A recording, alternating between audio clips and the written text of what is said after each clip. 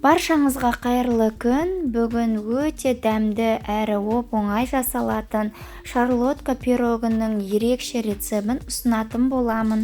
Видеоның соңына дейін қарап бірге болыңыздар. Достар, егер де менің рецептерім ұнап жатса, лайк басып тіркеліп қойыңыздар.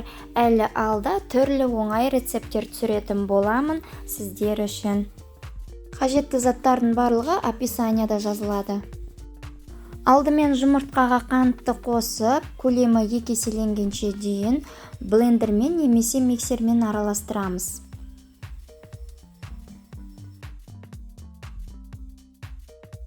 Одан кейін алдын ала ерітілген сары майды қосып, тағы да бір араластырып аламыз.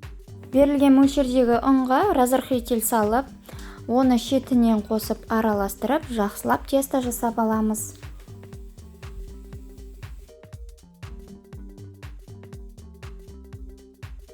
Енді сүтімізді қосып, тағы да кішкене араластырамыз.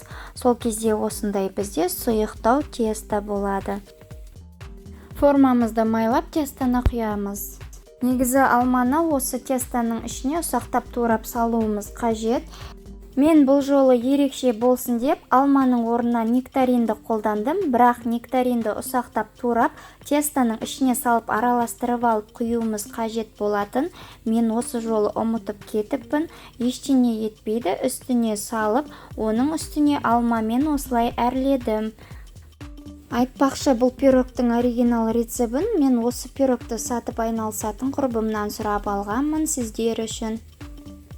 Сол үшін сіздерге де кеңес беремін. Алғаш жасаған адамнан осындай өте дәмді, күшті көтеріліп, керемет пирог шығатын болады.